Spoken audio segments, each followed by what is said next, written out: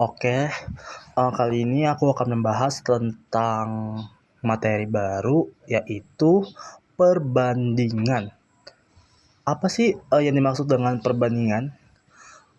Oke, perbandingan adalah cara untuk membandingkan dua besaran atau lebih yang sejenis untuk mengetahui hubungan nilainya.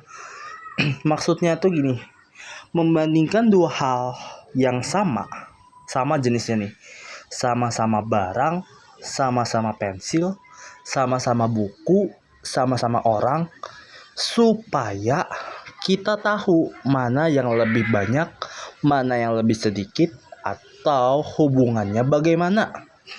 Nah, perbandingan biasanya ditulis dalam bentuk A banding B atau A per B. Makanya wujud lain dari pecahan itu sendiri adalah perbandingan. Contoh sederhananya gini, kita membandingkan jumlah pensil Ani dan Budi itu adalah 2:3. Setiap pensil Ani itu ada 6, berarti si pensil Budi ada 9. Ini udah jelas kelihatan dari perbandingannya tadi.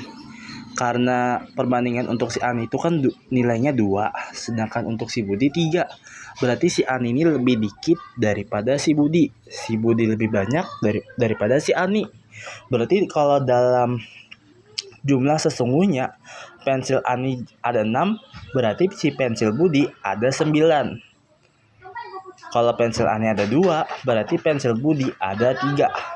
Sampai sini dapat dipahami. Oke, next kita lanjut.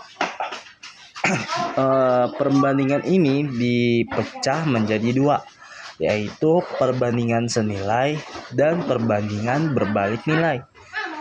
Pertama kita akan membahas dulu tentang perbandingan senilai, yaitu adalah perbandingan antara dua variabel atau lebih, di mana jika suatu variabel bertambah, maka variabel lain juga ikut bertambah, atau sebaliknya. Misalkan perbandingan antara jumlah bensin dan dengan jarak tempuh. Jadi gini, misalkan jarak dari rumah Kam ke sekolah itu berapa kilo ya? 1 kilometer lah, anggap. Terus Ikam ke sana naik motor loh. Naik motor harus ngisi bensin.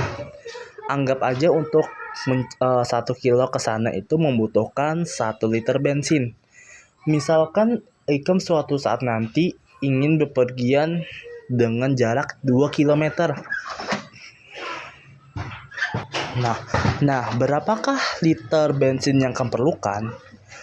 Kalau di sini kan simple, analoginya tinggal kamu kalikan 2. Berarti liter bensin yang kamu perlukan ada 2 liter untuk 2 kilometer yang kamu tempuh. Nah, terus yang kedua, perbandingan antara banyak uang dengan jumlah barang yang dibeli. Nah, ini gampang aja. Misalkan Ikam beli satu barang dengan harga 10.000. Kalau kamu beli 2 barang yang sama, berarti harganya menjadi 20.000. Nah, sampai sini bisa kita simpulkan perbandingan senilai itu kayak kalau yang ini bertambah, yang itu juga ikut bertambah. Sebaliknya jika yang ini berkurang, yang lain juga berkurang. Oke, kita masuk ke contoh soal. Nah, di contoh soalnya ini aku bacakan lah. Sebuah mobil menghabiskan 8 liter bensin untuk menempuh jarak 56 km. Jika ingin menuju ke suatu tempat dengan jarak tempuh 84 km, maka berapakah liter bensin yang diperlukan? Nah, dari sini kita bisa pakai logika. Katanya ingin menghabiskan 8 liter untuk menempuh jarak 56 km. Terus ini hendak bepergian yang jarak tempuhnya itu 84 km. Berapakah liter bensinnya jadinya? Berarti itu harusnya secara logika liternya tuh lebih banyak dari yang 8 liter. Karena apa? Karena jarak tempuhnya juga lebih banyak. Berarti kita kelompokkan dulu bobohan liter, siapa aja tadi bobohan liter, 8 liter sama yang ditanya kita anggap X. Terus untuk yang kilometer kita cocok akan lah, bila 8 liter untuk 56 km berarti 8 di depannya 56, jangan terpaling maksudku. Terus yang ditanya tadi liternya berapa, untuk berapa jarak tempuhnya, berarti X di depannya 84. Nah, setelah itu ngapain? Setelah itu kita ubah buahannya menjadi pecahan. Jadi kayak ini, 8 per X sama dengan 56 per 84. Di sini kita tinggal kali silang kayak biasa aja. Berarti 8 dikali 84. Kalau X-nya berarti X dikali X merah.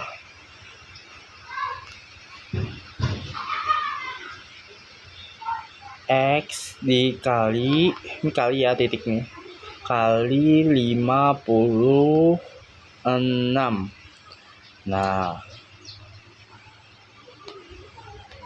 terus apa? Boleh ikam langsung kali, boleh ikam gini aja dulu. Nah, jangan main coret-coretnya dulu kita. Kita ubah biar kayak apa, ini jadi X sama dengan, berarti 56-nya dipindah ke kiri tapi letaknya di bawah. Berarti jadi 8 dikali 84 dibagi 56. Nah, sama dengan X. Sama dengan X. Nah, oke. Nah, di sini ada yang bisa kita coret. Apa itu? 8 sama 56. 8 jadi 1, 56 menjadi 7. Sama-sama kita bagi 8 tadi. 8 bagi 8 1, 56 bagi 8 7. 84 bagi 7 itu 14. Ya, 84 bagi 7 itu nilainya 14, berarti nilai X adalah 14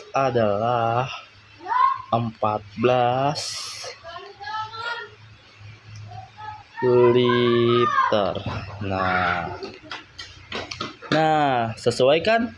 Yang awalnya tadinya 8 liter untuk 56 km, pas jaraknya lebih dibanyaki 84 km, berarti bensin yang dibutuhkan juga lebih banyak, yaitu sebanyak 14 liter.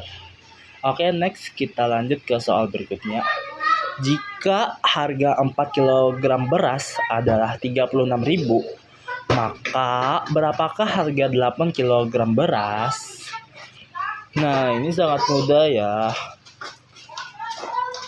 Kita tulis kilo. Tadi 4 kilo. Harganya berapa? 36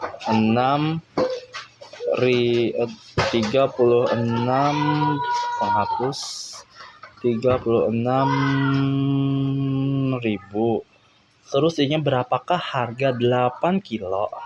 Berarti sini 8 kilo harganya belum diketahui. Nah,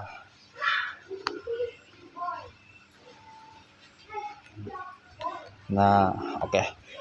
Kayak tadi juga caranya kita ubah dulu buahannya menjadi pecahan.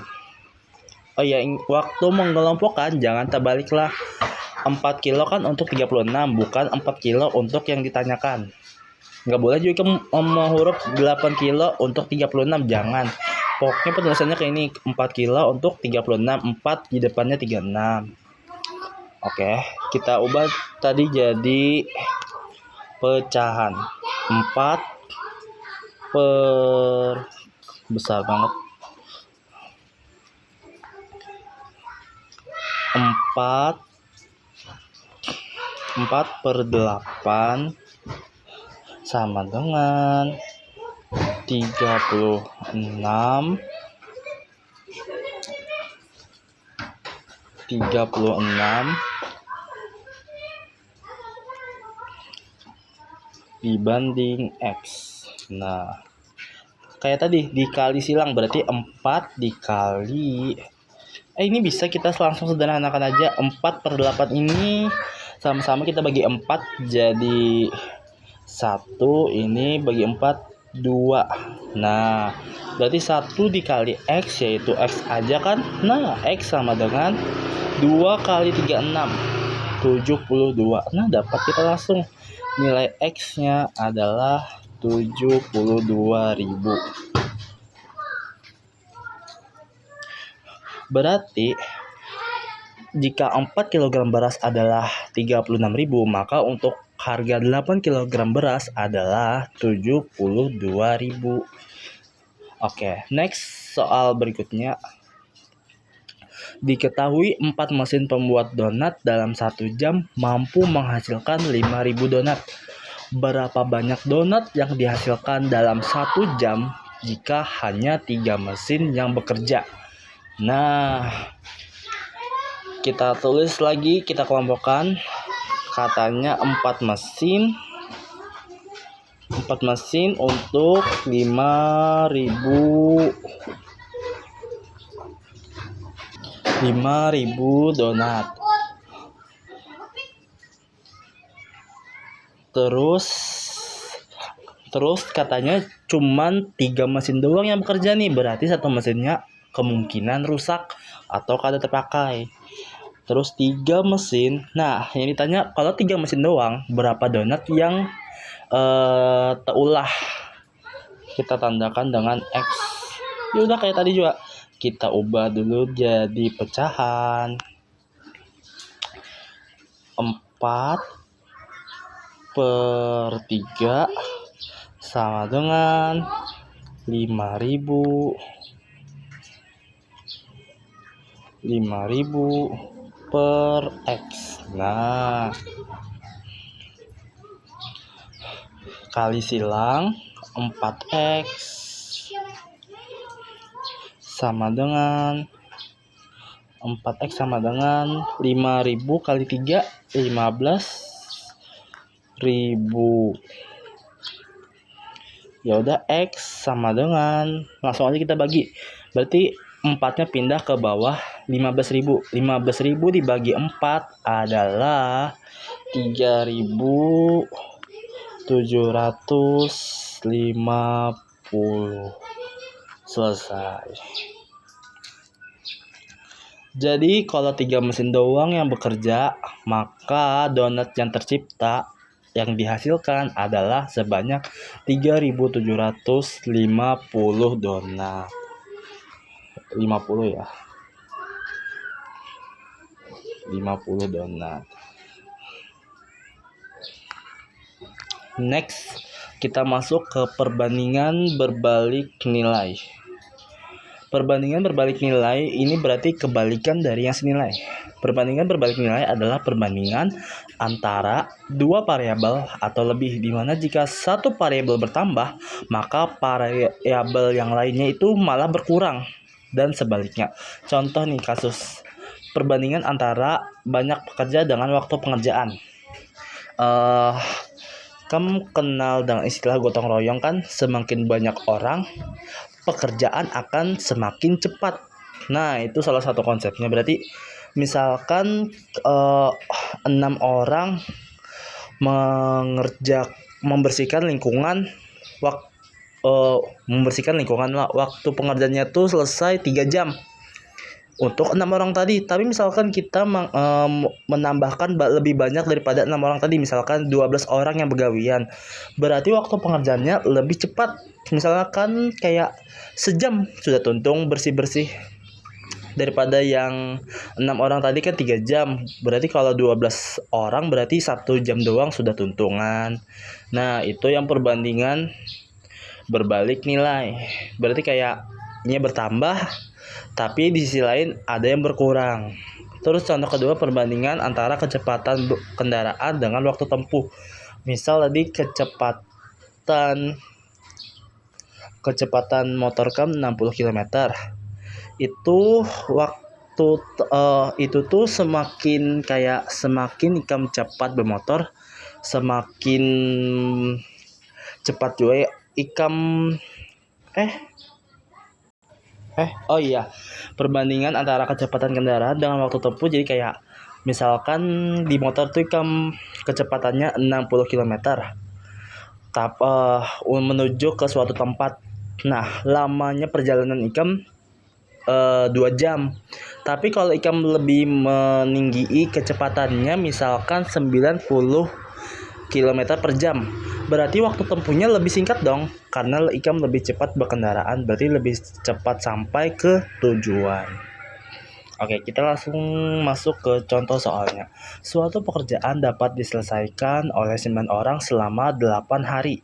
Jika pekerjaan tersebut dikerjakan oleh 12 orang, maka akan selesai dalam berapa hari, Jer? Oke, kita kelompokkan lagi. Orangnya ada di sini 9 orang dan 12 orang.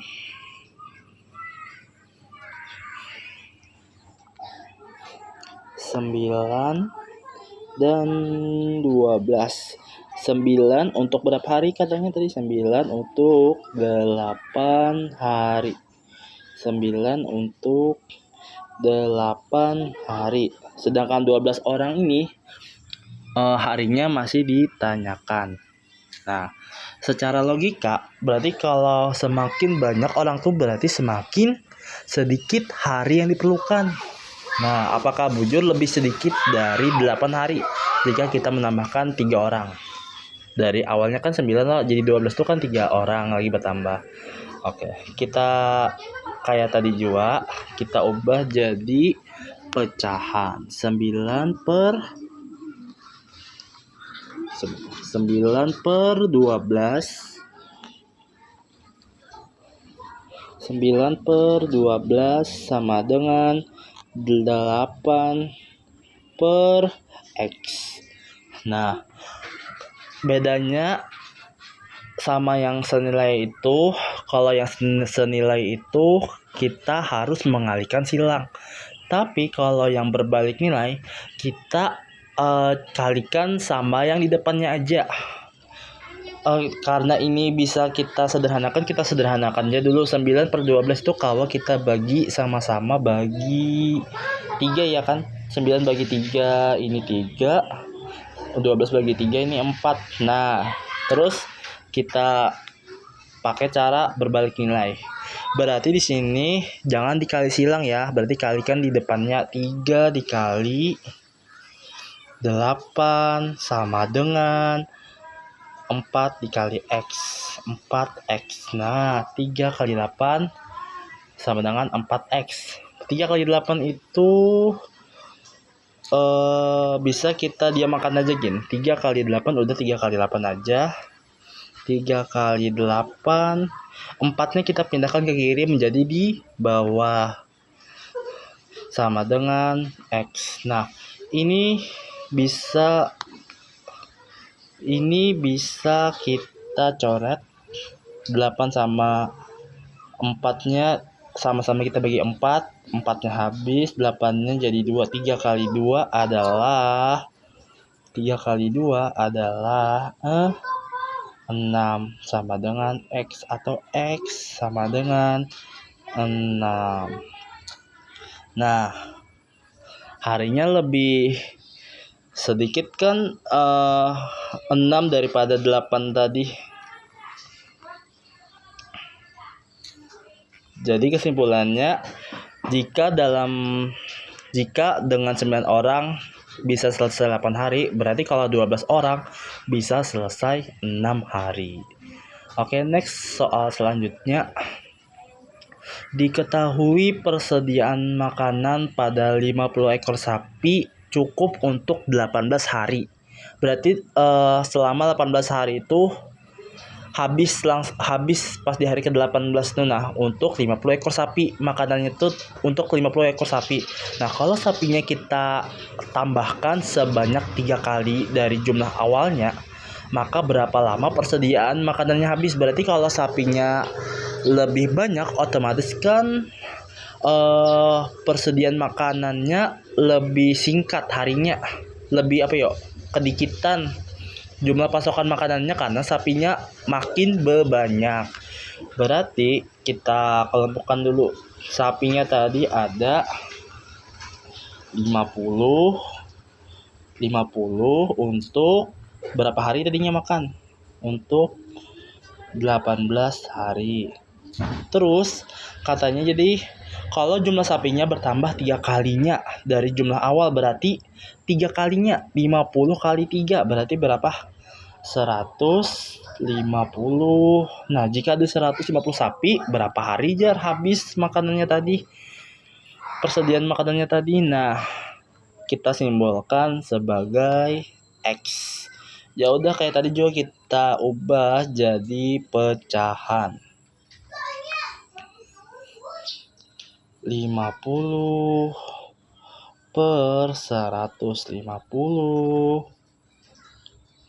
sama dengan 8 per X. 18 per X. Nah, ini bisa kita sederhanakan, sama-sama bagi 50 yaitu 1 dan ini 3. Nah, terus apa? Terus kalau di berbalik nilai tadi kita kalikan sama yang di depannya. Kalau senilai yang kita kalikan tuh kali silang. Kalau yang berbalik nilai yang di depannya berarti 1 dikali 18 dan 3 dikali X. 1 kali 18 ya tetap 18 sama dengan 3X. Maka nilai X adalah 3-nya pindah ke kiri, 18 per 3, sehingga 18 bagi 3 adalah 6. Nah, jadi lama persediaannya makin berkurang menjadi 6 hari karena sapinya tadi banyak 3 kali lipatnya. Nah, oke, soal terakhir. Sebuah tugas P5 dapat diselesaikan oleh 8 siswa dalam 9 jam. Jika ingin selesai dalam 6 jam, berapa jumlah siswa yang harus mengerjakan? Nah, berarti di sini katanya itu 8 siswa untuk 9 jam. Berarti kalau ingin 6 jam berarti jumlah siswanya harus banyak kah sedikit? Banyak loh, biar lebih cepat selesai. Berarti kita kelompokkan dulu. 8 siswa untuk 9 jam. 8, 9. Siswanya yang ditanya ini hendak 6 jam tentu. Nah, kita ubah jadi pecahan. 8 per X sama dengan 9 per 6. Nah, kalau kebetulan kalau bisa disederhanakan, sederhanakan aja duluan biar kada hitungnya tuh banyak-banyak. Berarti 9 kita bagi 3, 6 bagi 3, 2. Nah, baru kita kalikan yang berbalik nilai. Berarti 8 kali 3 kali 3 sama dengan 2X. Nah, boleh ikam 8 kali 3 berapa, tapi aku lebih suka biarkan aja 8 kali 3 sama dengan 2-nya kita pindah ke sisi kiri tapi di bawah 2 yang menjadi X sama dengan. Nah, di sini kan bisa kita coret loh, 8 bagi 2 ya hasilnya ini 1, ini 4. 4 kali 3 adalah 12, jadi X-nya adalah 12. Nah, berarti untuk 8 siswa dalam 9 jam. Berarti kalau ingin 6 jam berarti siswanya harus ada 12 siswa. Berarti kita menambahkan sekitar 4 siswa loh dari jumlah awalnya 8 siswa ke 12 berarti 4 siswa. Sampai sini dapat dipahami. Oke, ini ada PR buat Ikam, silahkan dikerjakan.